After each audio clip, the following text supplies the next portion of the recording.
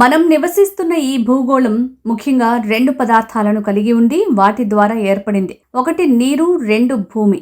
ఈ నేల మీద నివసిస్తూ నేల నుంచి ఉద్భవించిన పండిన ఆహార ధాన్యాలు, కూరగాయలు, పండ్లు, మసాలా దినుసులు మొదలగు వాటిని ఆహారంగా స్వీకరిస్తూ మనం ఆరోగ్యంగా జీవిస్తున్నాం. అంటే నేల మన జీవనాధారం. అలాంటి నేల గురించి ఆలోచించటం, ఈ నేలను మన మనుగడకై సంరక్షించుకోవటం, భావితరాలకు నాణ్యతతో మిగిల్చి అప్పజెప్పడం మన ప్రథమ కర్తవ్యం. ఈ మానవ జీవనాధారమైన నేలను గౌరవిస్తూ డిసెంబర్ 5ను ప్రపంచ నేల దినంగా ఐక్యరాజ్య సమితి ప్రకటించింది. ఈ దినోత్సవాన్ని మొదటగా డిసెంబర్ 5, 2014న ప్రపంచ దేశాలు జరుపుకున్నాయి. ఇదే రోజు దివంగత థాయిలాండ్ రాజు భూమిబోల్ ఎడిడ్యులాయజ్ జన్మదినం. ఆయన జన్మదినం గౌరవ సూచకంగా ఈ రోజుని వరల్డ్ సాయిల్ డేగా ప్రకటించారు. కారణం, ఆయన వరల్డ్ సాయిల్ డే జరపాలని చాలా సంవత్సరాల క్రితమే అభిలషించిన మహనీయుడు కావటం. ఆరోగ్యకరమైన నేలలు, ఆరోగ్యకరమైన నగరాలు అన్నది 2025 వరల్డ్ సాయిల్ డే ముఖ్య నినాదం. ఈ నినాదం ముఖ్య ఉద్దేశం మనందరికీ నగరాల్లోని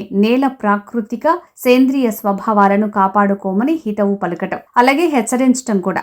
నగర ప్రజల స్వచ్ఛమైన నగరాల మనుగడకు, అలాగే నగరాలలో స్వచ్ఛమైన భూగర్భ జలాలు, భూగర్భ ఉష్ణోగ్రతల సమతుల్యతలకు, నగర నేలలోని జీవనాధారమైన ఖనిజ లవణాల లభ్యతకు, జీవ వైవిధ్య మనుగడకు స్వచ్ఛమైన నేలలు ఎంత అవసరమో నొక్కి వక్కానించి చెప్పడం. అలాగే ఈ నినాదం ప్రభుత్వాల్లోని విధి ప్రధాన రూపకర్తలు, శాస్త్రజ్ఞులు, ప్రజలు అందరూ కలిసికట్టుగా కృషి చేసి నగర నిర్మాణ ప్రణాళికల్లో హరిత వృద్ధి, కాలుష్య నియంత్రణతో స్వచ్ఛ నగరంగా తీర్చిదిద్దటానికి ఒక మేలుకొలుపుగా భావించాలి. భారతదేశానికి భూ పరిరక్షణ విధానం కొత్త విషయం కాదు. మన సనాతన చరిత్ర పరిశీలిస్తే ఋగ్వేదంలో, అథర్వ వేదంలో ఉన్న శ్లోకాల్లో నేల సంరక్షణ, తద్వారా ప్రకృతిలోని పర్యావరణ సమతుల్యత గురించిన ప్రస్తావన ఉంది.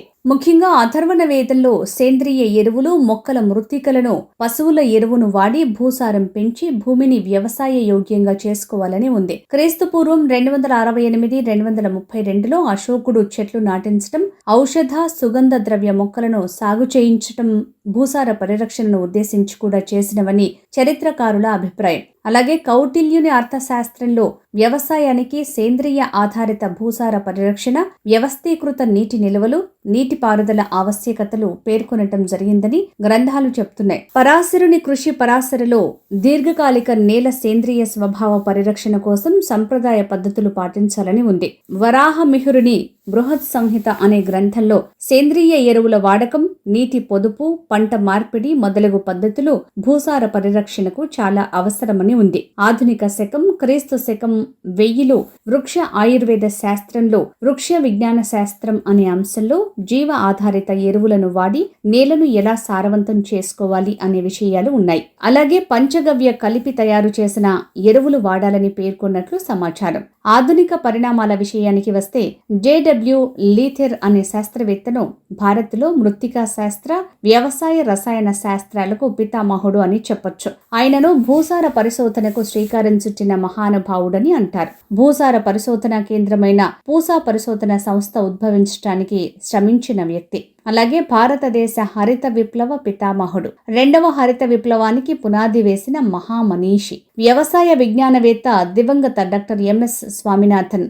ఈయన కూడా భూసార పరిరక్షణకు విశేషమైన కృషి చేశారు. ఇలా చెప్పుకుంటూ పోతే ఇంకా ఎంతో ఉంది. అందుకే ప్రతి ఏటా డిసెంబర్ 5ను ప్రపంచ నేల దినోత్సవంగా జరుపుకోవటంలో మనమందరం ముందుండటం ఎంతో అవసరం. ఎందుకంటే సారవంతమైన నేల నుంచి పండే ఆహార పదార్థాలు తినే మనం ఆరోగ్యంగా జీవించగలుగుతున్నాం. అందుకే మనం భూమాతకు అత్యంత రుణపడి ఉన్నాం. అయితే అధిక దిగుబడుల కోసం రసాయన ఎరువులు, అధిక మొత్తంలో విషపూరిత కీటక నాశనులను వాడుతూ సారవంతమైన నేలలను మనం పాడు చేసుకుంటున్న వైనం గమనార్హం, గర్హించదగ్గ విషయం కూడా. అందుకే ప్రపంచ నేల దినోత్సవాన మనమందరం సేంద్రియ పద్ధతులను పాటిస్తూ మన భూములను పరిరక్షించుకుందామని ప్రతిజ్ఞ చేద్దాం. అప్పుడే మనం నేల, మొక్కలు, భూగర్భ జలాలు, జీవకోటి ఆరోగ్య సమతుల్యతలను సాధించగలం. ఒకవైపు పంట పొలాల భూసారం ఎంత ముఖ్యమో, అలాగే రెండో వైపు పట్టణాలు, నగరాల్లో నేల పరిరక్షణ కూడా అంతే ముఖ్యం అన్నది నిర్వివాదాంశం. ప్రస్తుత పరిస్థితుల్లో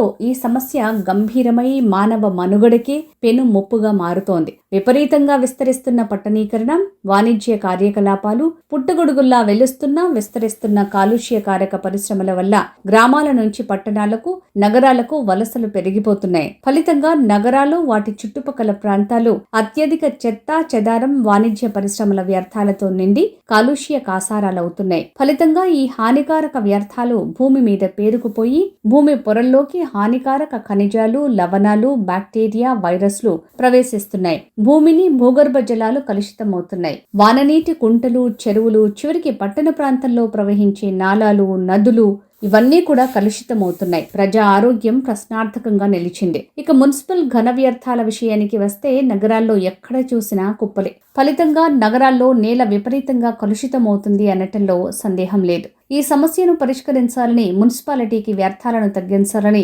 పరిశ్రమలకు కాలుష్య నియంత్రణ మండలి సూచిస్తుంటే నెపాన్ని మున్సిపాలిటీ ప్రజల మీదకు, మున్సిపాలిటీ వాణిజ్య సంస్థలు పరిశ్రమల మీదకు నెట్టడంతో సరిపోతోంది. ఇది చాలదన్నట్టుగా జీవ వ్యర్థాలు, రసాయన వ్యర్థాలు, తోళ్ల పరిశ్రమ వ్యర్థాలు, ఎలక్ట్రానిక్ వ్యర్థాలు, ప్లాస్టిక్ వ్యర్థాలు, పెయింట్ వ్యర్థాలు, భవన నిర్మాణ వ్యర్థాలు, ఇనుప వ్యర్థాలు, ఎలక్ట్రికల్ వ్యర్థాలు, ఆహార వ్యర్థాలు, మానవ విసర్జితాలు, చమురు వ్యర్థాలు లాంటి వాటిని ఎక్కడికక్కడ అనధికారికంగా వదిలిపెట్టడం జరుగుతోంది. ఈ సందర్భంగా రైతుగా రాణించాలనుకునే వారికి మొదటగా నేల స్వభావం తెలిసుండాలి. పౌరులందరూ జీవనశైలిని మార్చుకుని వ్యర్థాల ఉత్పత్తిని తగ్గించడం ద్వారా ఆరోగ్యకరమైన పౌరులుగా మనుగడ సాగించొచ్చు అని మన పెద్దలు చెప్పిన మాట ఇక్కడ ప్రస్తావనకు అర్హమైంది. అప్పుడే మనం మన పూర్వీకులు మనకు జాగ్రత్తగా నిర్వహించి అప్పజెప్పిన నేలను మనం మన భావితరాలకు స్వచ్ఛతతో అప్పగించగలం. తద్వారా ప్రపంచ నేల దినోత్సవాన్ని జరుపుకోవటంలో నిజమైన ఆనందం, అర్థం ఉంటుంది.